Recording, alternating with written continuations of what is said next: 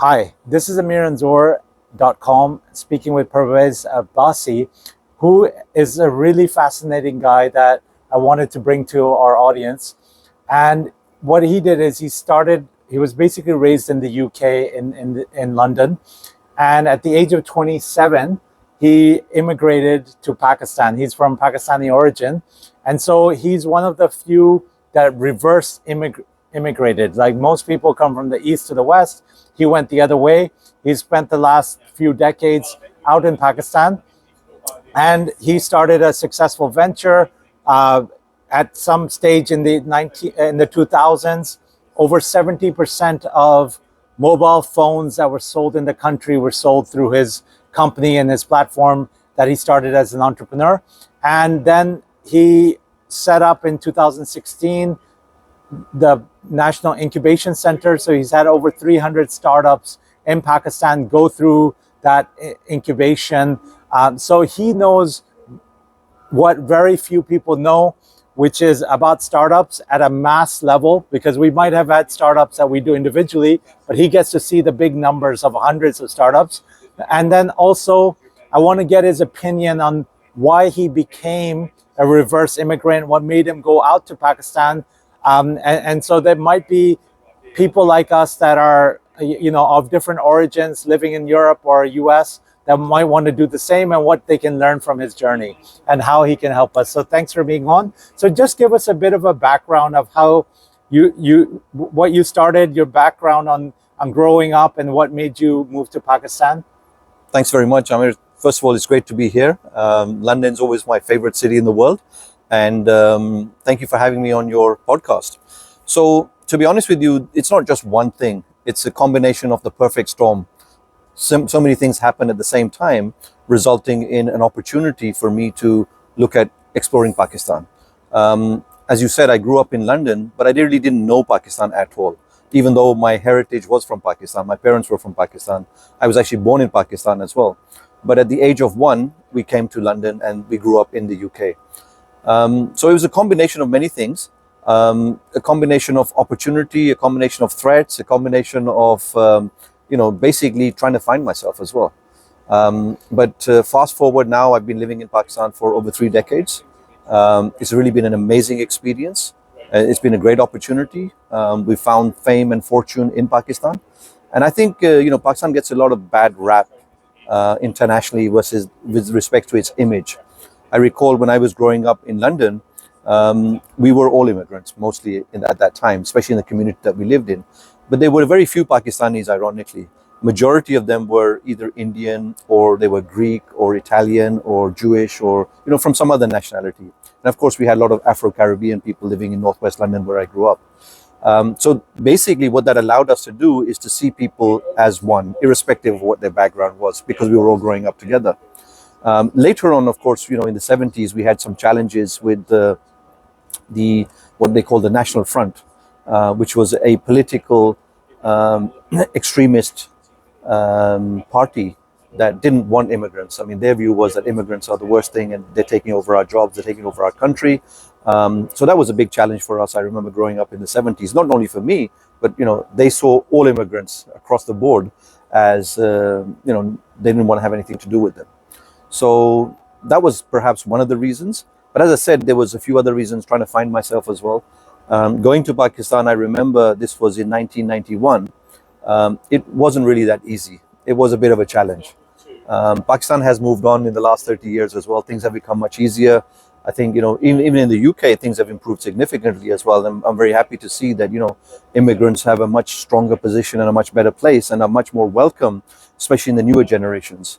So basically, I think Pakistan, I would like to share the story, and it offers a lot for people who perhaps are trying to find themselves as well.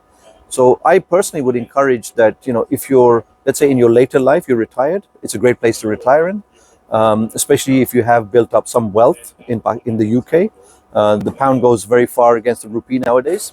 But also I would encourage young people as well to go back either to Pakistan or wherever they originally immigrated from, originally their parents immigrated from, and maybe try and spend a little while to get to know their background, their family background, their culture, and also explore those countries. Because I personally feel that emerging countries in South Asia, whether that's India, Pakistan, Bangladesh, or any of the Chinese countries, they offer a lot of learning opportunities, as well as investment opportunities, as well as growth opportunities as well. So that's my 2 cents. Yeah, so that's really fascinating because you went pre-internet, and now like the world is so much global. So I can do a podcast from London, and it can be seen in Karachi. But when you went, you were pretty much cut off from the Western world, right? When you first went in the early 90s. Correct. Whereas now you're traveling much more. Correct. Like the life of an immigrant is a lot easier to go to anywhere in the world, would you say? Oh, definitely. I remember, we couldn't even make phone calls. Although you could make a phone call, it was so expensive. The per minute charges were such that you would hardly make a call maybe once a month or something like that. So, and of course, things have improved. Today, you can FaceTime somebody for practically free and get high definition video conversations going. But I think things have definitely moved on, and it's much easier today. But in addition to this technology, the countries have developed as well. So just to give you an example, when I went to Pakistan, again in the early 90s, we didn't have mineral water to drink. So this was a big challenge. I remember the first 6 months, for example, I had diarrhea consistently. But things have moved on, fortunately. Mineral water is now readily available, and most middle-class families do have access to mineral water. And of course, that has affected the quality of life. Not only mineral water, that's just one example, but the quality of life has improved as well. The quality of education has improved. The quality of healthcare has improved. And in many ways, I think I've actually seen some reverse health benefits as well. So we've had people, the National Health Service, who wait here for perhaps 6 months to a year for a simple operation, right? A simple procedure. Many people go to Pakistan and have that procedure done, spend some time with their family, enjoy a little holiday, and come back within literally a few weeks. And it's a fraction of the cost that they would have to pay if they were going private, let's say, in the UK. So there are those benefits as well. And we'll talk about two things. What's the difference in life in a developed, and I don't know if it's branding, but like a developed place like the UK and Pakistan? And then we'll talk about what's the difference in startups in those two as well. So I think obviously, like when we call them developing or emerging, means that they're time-wise behind the other countries, for example. So, for example, what does that mean? That means that, let's say something is developed in, let's say, Europe or in the US, it takes time to reach those countries. Just as if you look at adoption of technology, whether that's Facebook, social media, or whether that's artificial intelligence, these things typically develop in the West, and then they ultimately filter into the Eastern markets. But the change is happening, the difference is much less now. Just to give you an example, I remember when I was selling mobile phones, I would ask my family members to send me mobile phone magazines so that I could see the latest mobile phones. And the magazines, when I received them, sometimes were 6 months old. So now I'm looking at a magazine which is 6 months old, but I'm looking at the latest mobile phone, which has still not arrived in Pakistan. Today, of course, that gap has been reduced literally to 6 minutes or 6 days. So the phones that people are using, for example, here in Europe are exactly the same ones that we're using in Pakistan. And sometimes the launch dates are similar. Nowadays, again, just for illustration purposes for the audience, Mission Impossible was released, I think, a week ago here in Europe. And the same time it was released in Pakistan as well. So that gap of time has been reduced significantly. And what would you say is the difference in startups? So starting up a company in London or UK, as opposed to doing that in a country like Pakistan? Yeah, so startups globally have their own challenges. Founders have their own challenges. And many of those challenges are very similar. It's a lonely journey. You need to find the right kind of co-founder. You need to build the team. You need to, identify a market gap. And then you need to create a solution for that gap. And I think 2 or 3 things that I would share. I think that there is a lot of support in the UK from institutional organizations, for example, universities, the culture, the government. For example, you have government tax breaks on startup founders investing in startups, SEIS and SES. In Pakistan, I think the advantages are the disadvantages, by the way, in the UK is the cost of doing business is much higher. So, for example, if you were to develop an app or if you were to start up a company that needed technology, it would probably cost you tens of thousands of pounds before you can actually develop an MVP, for example. Pakistan is the reverse. There is limited support from the government, although they are trying. There's no tax incentives as such, but the cost of doing business in Pakistan is much lower. So, if you could find the right team to develop your MVP, you could probably do it at a fraction of the cost that you could do it here. You could also found technical co-founders. So I know many startup founders here in the UK have actually reached out to us and said, we need a technology partner or a technology CTO, for example, or a co-founder who has a technology background. Can you help us in that regard? And Pakistan, I think, really does excel itself in two areas. One is healthcare. Pakistani doctors are doing very well, not only in the UK, but in the US and the world over, but also in technology as well. I think that, Pakistanis have a lot of grip and hold on technology and can do high quality work within a lower budget and a lower time frame in terms of cost. One of the frustrations that I talk to freelancers that come from Pakistan is as soon as someone sees Pakistan, they will just think lower cost. And so they can't go for the premium products or projects as much because people assume it's a little bit cheaper. Would you say that's going to remain the case? Because now, I do remember in the old days, you had the magazines and the books come later, but now my team, for instance, I give them Udemy access Correct. and YouTube and all Correct. this so they can be at that level. Correct. Do you think there'll be a time where if you're based in Pakistan, you can charge $10,000 a month just as much as here? And how can people build that brand? Yeah, I think to answer your question in short, yes, absolutely.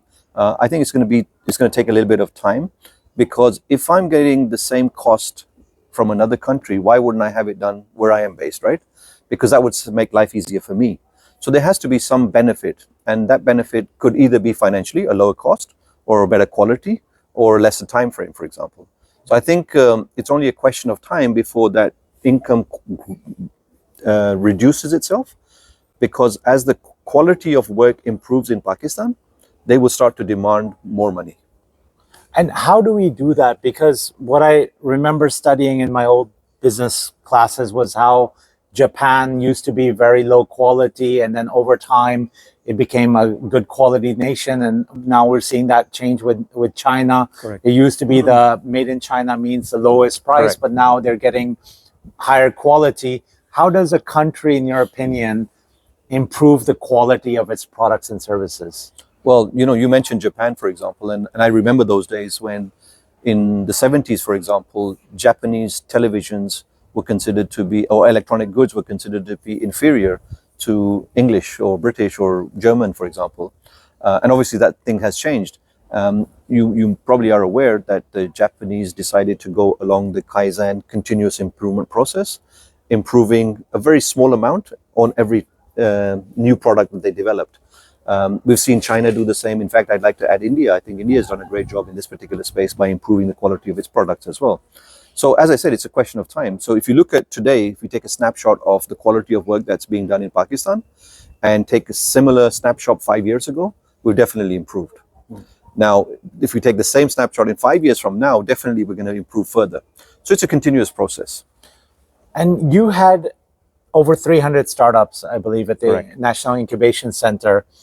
If you had to give like 3 key lessons that you learned, as you're looking at the big picture that very few people do, what are the 3 sort of big lessons that you can say that I wish every entrepreneur knew when starting a Yeah, so there are many lessons, but I think one of the 2 or 3 things that I would like to share is that surround yourself with people who can support you. And that means other founders as well. Ideally, you should have at least 2 co-founders. So in my opinion, the most successful startups tend to have 3 founders who complement each other rather than be copies of each other. So for example, if you have somebody who's really good at, let's say, sales and marketing, you needed somebody else who's very good on IT, or somebody who's good in finance and business development, and so on and so forth. So having a great team, I think that's really important. The other thing is for startups, it's a lonely and a challenging journey. So be patient. Not every day is going to be a good day. Some of them are not so good. But what you should do is be patient, be persistent, be consistent, be determined, and continue to try it out. Also, I think that you should always try, even from the smallest point. And often people, they say, oh, if I go to Amir, is he really going to give me time of day? Is he going to talk to me? Is there any value in me going to see him? You really never know. I always say, never underestimate the power of a conversation. You and me had a small conversation and it's leading to this, and hopefully in the years ahead, it'll lead to something else. So I would say, find the right kind of co-founders, be patient, be disciplined in your work, and don't sell too early as well. What do you mean don't sell too early? So a lot of founders, and I think this is more of a trend nowadays, are looking to raise money as quickly as possible. Personally, I find that a little inappropriate. Yes, of course, there are exceptions if you're growing, you're scaling. But generally, I think what you should try to do is find paying customers to pay for your product and service. Because once you have that, then you can either use that money to generate your monthly expenses, or you can use that as a case to get higher in valued investments. So, people, I have seen this, think that once they get investment into their company, once they make money as in investment money, angel or VC, that will solve their problems. But actually, it starts to create a lot of other problems that they had not envisaged. So grow slowly, but grow steadily. And don't worry about rushing and all the other fashionable things that we see in the startup ecosystem. Okay. And what other tips would you give someone that wants to reverse immigrate, right? So move from the West to the East, and in 2023 or beyond, what are the pros, the cons? What should they be aware of? So, Amit, this is a great question, and I think it's obviously country specific. My experience has been with respect to Pakistan. I think there are some experiences that are common irrespective of wherever you go. So that would be, for example, do some research, find out why you want to go. Is it because you're nostalgic, or you feel like you want to go back to your roots? Is it because you feel you can make more money? Is it because you're frustrated where you are and you just want to get the hell out of there? There are many reasons, right? So try to find out what are the reasons and list them down, and are they really strong enough? Then do research. First of all, research on the country itself, then on the industry that you're interested in, whether it's education or health or agriculture or whatever. And then try to find like-minded people. There are a lot of social media platforms. LinkedIn is, of course, my favorite, where you can find people who are, let's say, in that particular industry, have a similar experience. And then find out who's done it. Reach out to them and ask them, what have your experiences been? I'm happy to share, for me personally, it's been a great journey. I wouldn't say it's been easy. And I think from Pakistan perspective, you have people who either love Pakistan or they hate Pakistan. My request and suggestion is that, if people want to reach out, happy to share with them our experience, our views, and maybe that can help them in their journey as they go back home. Amazing. And where can people reach you if they wanted to? Abbasi.im? Yeah, so LinkedIn, as I said, Parvez Abbasi, you can reach me out on there. I would like to request if you can maybe put a link in your podcast and give my email address. People can reach out, and my number. WhatsApp is a fantastic communication tool nowadays. So I'm open to all of those communication tools. Awesome. He's a really open guy. He's a super busy guy, but looked me up when he was in London, and I can tell people that want to connect and help people, and they're in that startup ecosystem and ethos, and he has really interesting experiences of having moved from the West to the East and then building network from scratch. I think you also have to learn the language. Correct. You have to learn the language. And he says you can't read or write it, right? But No. He can't read or write, but he can speak it. But then, he's been able to survive and do really well in the country without being able to read or write, because I always thought, is that a competitive disadvantage? But can you survive in Pakistan? Because maybe there'll be Pakistani diaspora that might not speak the language as well, yeah, or maybe read or write it. That's a great point. And thanks for reminding me. So growing up in the UK, we never needed to speak the local Urdu language. So outside the house, we spoke English, and inside the house, we spoke our mother tongue, which is a village language called Patwari. So there was no need for Urdu. when I landed in Karachi, majority of people spoke Urdu there, so I had to learn the language there. So I speak fluently now. That wasn't always the case, but I still cannot read or write. Has it been a hindrance? I don't think so. I mean, to be honest, most of the business communication is all done in English. Previously, it was letters and faxes. Now it's emails, etc. Perhaps once or twice a year, somebody writes a letter to me from the village, let's say. I can always get my colleague or my assistant or somebody to read it out for me. So I would say 99.9%, absolutely not. If you're comfortable in English, you'll do well. Yeah. And these startups that were coming to you in the National Incubation Center, would you say like 99% of them knew English well enough to be able to pitch things, or were a lot of them only Urdu speaking, or do you see that as a class barrier in the country as well? Yeah, I think a lot of people do see it as a class barrier. Although, you know, when you have something, you take it for granted, right? So for me personally, I didn't see it as a class barrier. We are in Pakistan bilingual. So, you know, when we normally speak, we speak both in English and in Urdu in the same sentence, right? So it's natural to move. And I'm not talking about myself, I'm talking about even the Pakistani graduates or the students that come from universities. Having said that, language is not a prerequisite for us. So if somebody comes and they don't say a single word in English, if they speak only in Urdu, that's fine too. Okay. You can connect to him, Parvez Abbasi, really fascinating guy to learn from. And we'll catch up next time on amiranzoor.com.